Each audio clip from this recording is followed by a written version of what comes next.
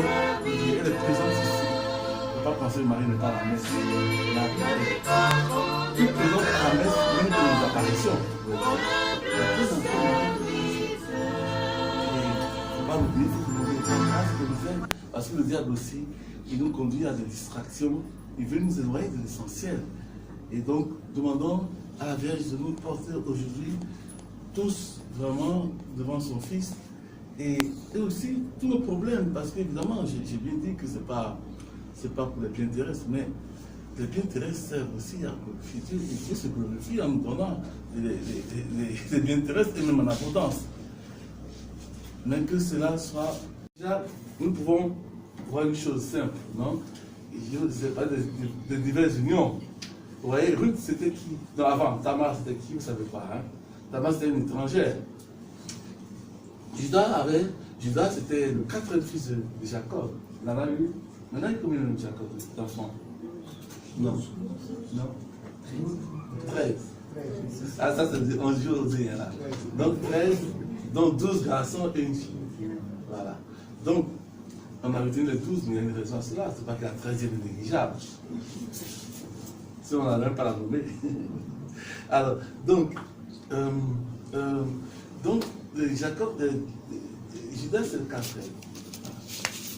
Mais celui qu'on a retenu, à vocation. Sinon, il y a Ruben, Siméon, Lévi, Judas. Et puis après, les autres suivent. C'est Dan, oui, Dan.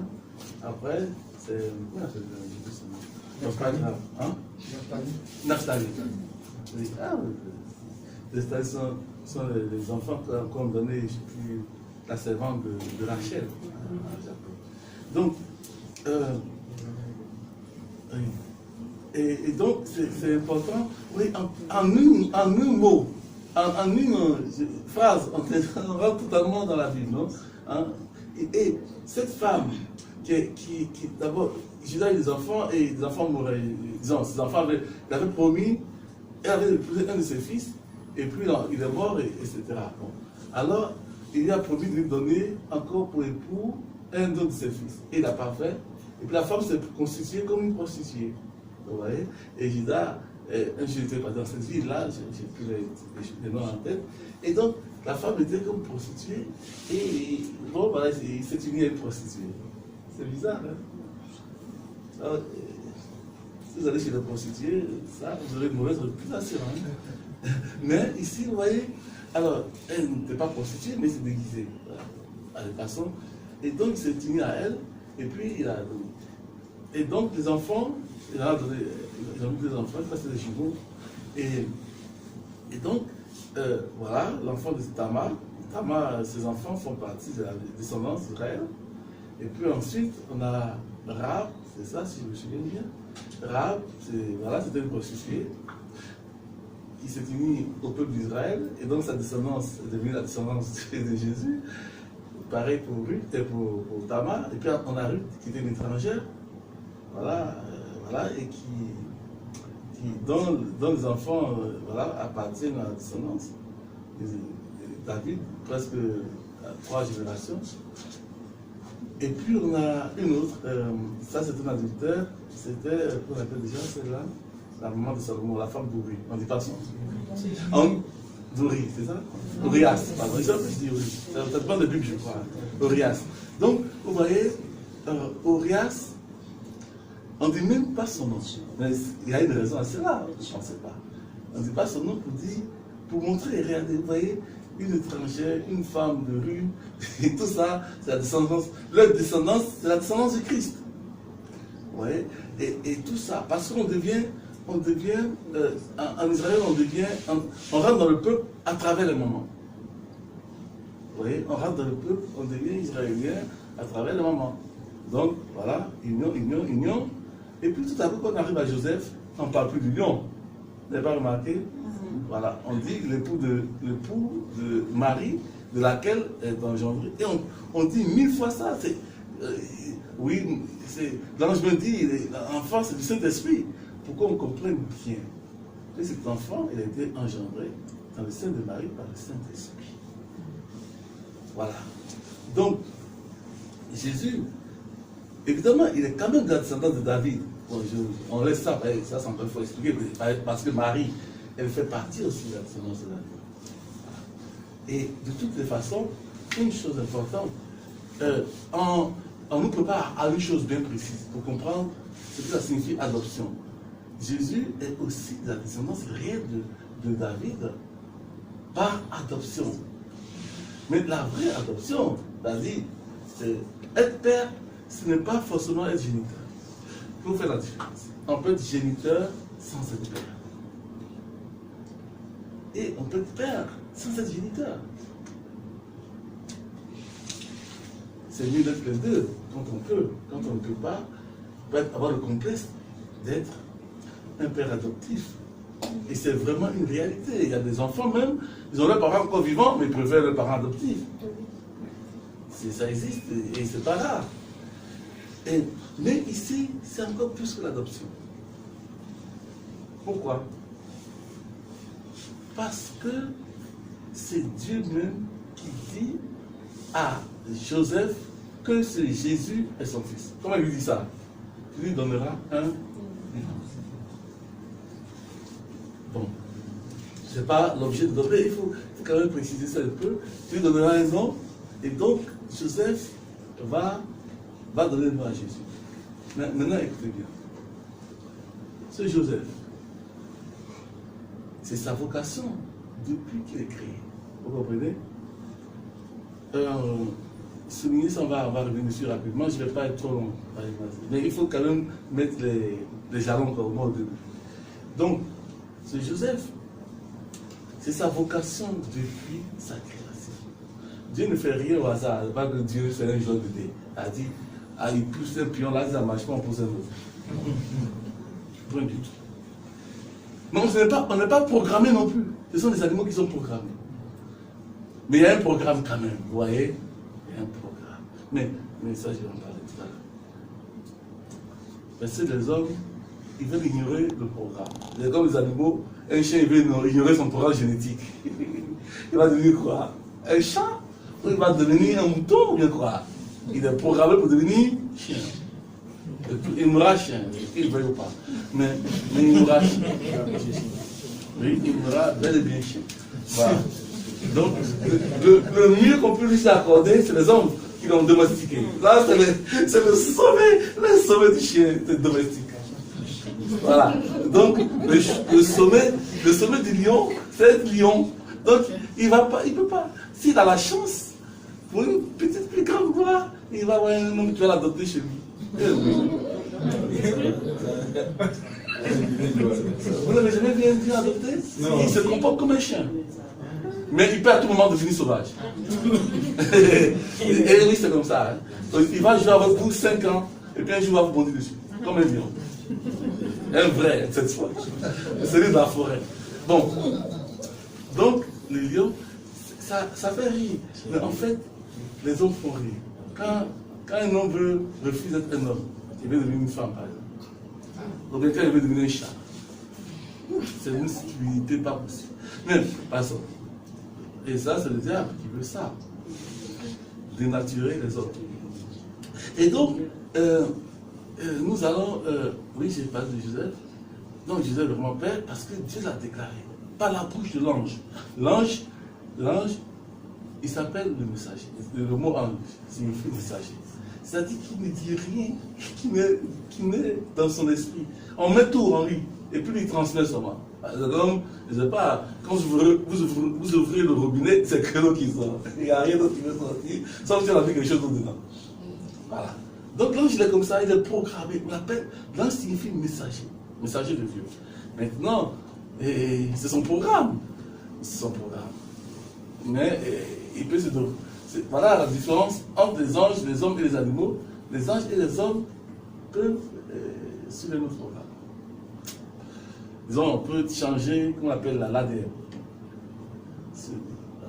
Alors, donc, première vocation, on voit déjà Joseph. Mais avant, on dit qu'il avait une épouse. Elle s'appelle Marie, et c'est d'elle qu'elle a engendré. C'est très nouveau. Une femme engendrée, il dit toute la vie. Il y a un seul cas. C'est le cas d'Ève. Non, même pas d'Ève. De la femme de la prophétie. La femme qui écrasera, dont la descendance écrasera la tête du serpent. Sinon, les descendants sont toujours les descendants d'hommes. Tu me rappelles, ça pour moi, c'était quelque chose d'extraordinaire d'entendre ça, la bouche d'un pasteur, et vous le connaissez tous, Dion Robert.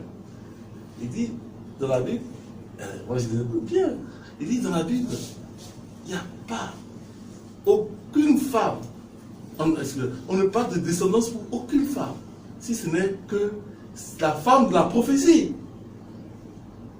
Et c'est de ça que nous parle Matthieu.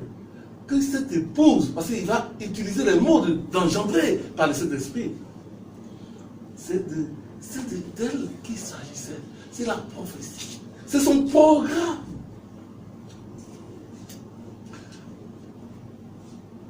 Aujourd'hui, nous contemplons la Vierge Marie, je vais m'arrêter là parce qu'il y a tellement de choses à dire, mais nous contemplons Allah pour nous Marie. Nous contemplons sa nativité. Pour nous dire qu'elle était programmée. Ce n'est pas une femme qu'elle connaît. Non, non, non, non. Comme on entend ici. Marie est une femme comme les autres. Non. Non, c'est une femme comme les autres dans sa nature de femme. Bien sûr, une créature féminine, claire et nette. Mais dans sa vocation, non. Programmée. Programmée. Elle était créée, formée pour ça. Vous savez comment vous devez prêtre, je vais vous dire. Vous êtes créé avec une chose spéciale dans votre âme qui fait que vous pouvez accueillir la grâce du sacerdoce. Ce n'est pas des choses par hasard. Dieu ne fait rien par hasard, mes amis. C'est-à-dire que quand Dieu a créé chacun de nous, il a mis un programme. Il y a un programme. Donc il y a un programme général. Mais il y a un programme aussi particulier. Et c'est comme un père, ça je le dis souvent, un papa qui a un enfant sans programme. Bon, il y a des enfants non désirés. Dans le programme, c'est non désiré. Voilà. Pauvre enfant. Il va. Et donc, une fois qu'ils se convertissent comme à la fin, les parents disent. J'ai vu des parents, des papas surtout, qui n'ont pas désiré un enfant, et après c'était le chouchou de la maison. Qui est rendu. Bon, c'est normal. Non, l'homme est programmé en plusieurs choses. L'homme est prédestiné. Voilà. Et ça, nous devons le savoir. Il est prédestiné à quoi? À recevoir la gloire de Dieu. Vous savez, nous, quelquefois, nous nous comportons ici, comme si on était prédestiné à, je ne sais pas, devenir quoi, ministre, ou directeur, je ne sais pas, employé de banque, je ne sais pas quoi. Vous voyez? Et quand ça ne marche pas, le monde est fini. Désespoir, suicide. Non. Non. Quand nous contemplons Marie, qu'est-ce que nous voyons aujourd'hui? On parle de sa nativité, pourquoi? Pour nous dire que contemplons Marie, pour nous dire de contempler Marie dans son enfance. Prenez un bébé, regardez-le. Et une petite fille qui vient de naître, elle est née aujourd'hui. Et puis vous savez que comment on peut dire, c'est madame, la future madame présidente de la République, qui sera vraiment une grande femme, etc. Vous savez tout ça, mais avec certitude. Et puis l'enfant commence à grandir, la petite fille, et puis tout à coup, elle devient prostituée. Tout à coup, ça dévie. Alors, qu'est-ce qu'on dit? On dit qu'elle est perdue. Mais non. Un jour, au cours d'un événement, il y a beaucoup comme ça. Je ne sais pas ce qu'un exemple vienne rapidement. Il y a beaucoup comme ça, qui ont comme dévié, mais à un moment donné, les choses ont changé. Radicalement. Et ils sont devenus ce pourquoi ils sont destinés sur la terre.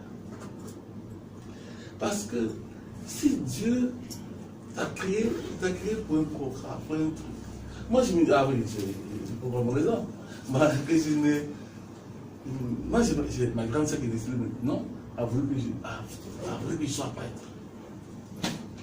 Et puis, j'ai pas pu. Après, j'ai perdu la vue. Mais c'était tellement canaille aussi, comme on dit chez nous. Vraiment, je n'ai pas pris la route dans ça. On préférait. Alors, le jour du catéchisme, je me rappelle encore que j'avais 8 ans, 9 ans. On allait au catéchisme. On allait dans la cour de l'église. Papa et maman étaient contents. Dès qu'on était dans la cour de l'église, on faisait un petit jeu. Et puis, disparaît. Portée disparaît. On était très intéressés par le catéchisme. Vous voyez? Donc, portée disparue. Et c'est pourquoi je n'ai pas pu faire la première communion. Et c'est la première catéchisme. Et dans mon quartier qui était assez grand, plus de 1000 personnes, hein, plus de combien de familles on était, je ne sais plus. 1, 2, 3, 4, 5, on était nombreux dans la cité du port. Mais j'étais connu dans tout le quartier.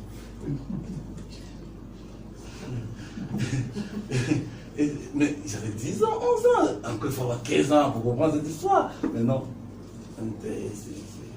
c'était perdu. Et en plus, j'ai perdu la vue tout à coup, du jour au lendemain, comme quelqu'un qui a une crise cardiaque et puis il meurt. Quoi. Et donc, ça c'était la pire des catastrophes. Mais ma soeur n'a jamais perdu l'espoir qu'il devienne prêtre. Moi, je ne sais même pas comment elle a fait. Je suis quand même devenu prêtre, vous voyez?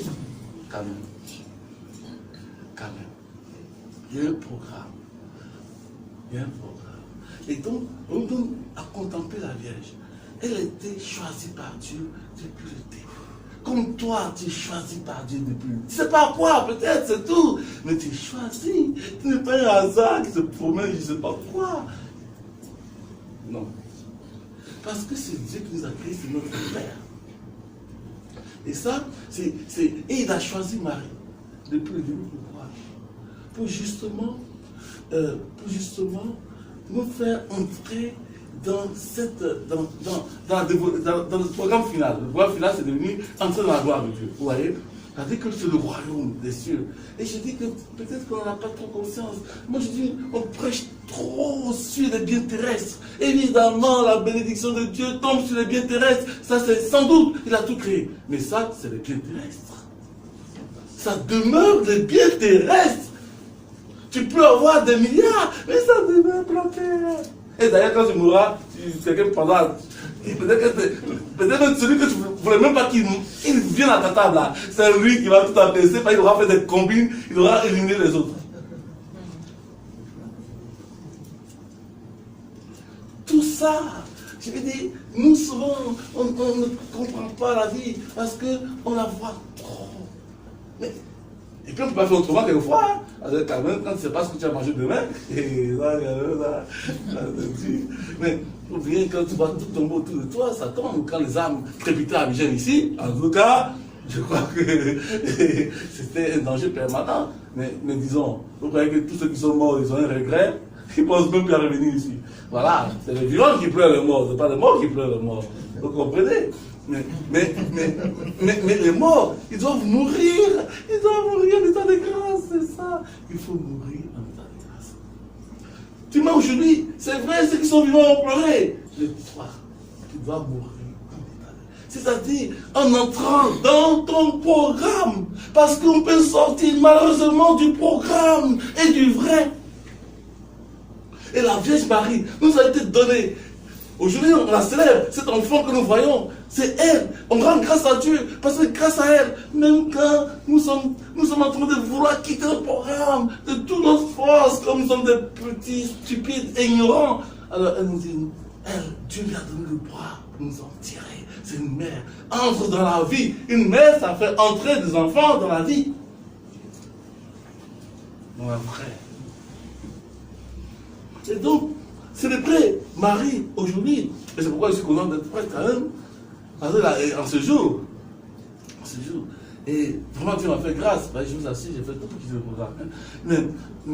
Mais elle m'a ramené le programme et on est encore en combat de temps en temps. Moi, que j'aime bien le programme dans lequel je suis, mais vous savez, moi, on est un peu étourdi quand même. Mais bon, c'est les aléas de la vie. Mais elle est là.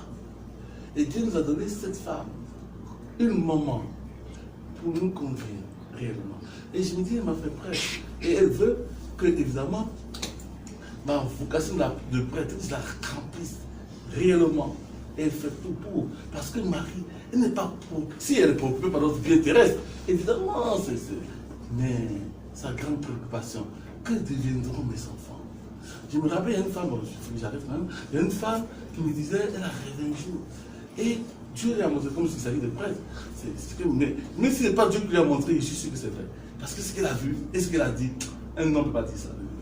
Elle dit, voilà, la Vierge, c'est la Vierge elle-même qui lui a montré les prêtres. Il lui a montré des choses catastrophiques, franchement. Même pédophilie, même c'est peu.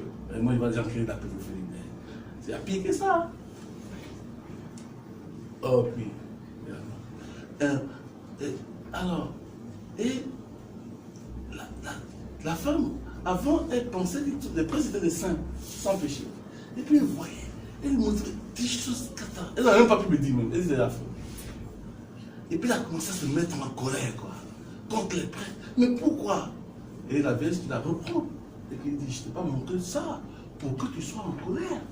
Je t'ai montré pour que tu pries.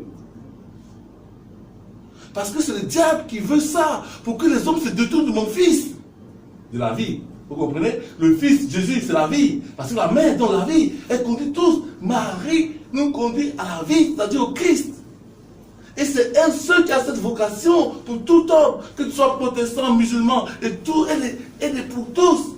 Que tu la pries ou tu ne la pries pas. Marie est incontournable. C'est la mère des hommes établie par Dieu lui-même. Pas par un homme. Voici ta mère, voici ton fils. Et nous voulons aujourd'hui rendre grâce à Dieu pour ce cadeau qu'est Marie. C'est un cadeau dont on comprendra un jour réellement comment Marie nous a tiré des situations où le diable, parce qu'effectivement le diable existe, il fait tout, il utilise tous les moyens, il utilise nos faiblesses, nos désirs légitimes, il utilise tout pour nous détourner du programme.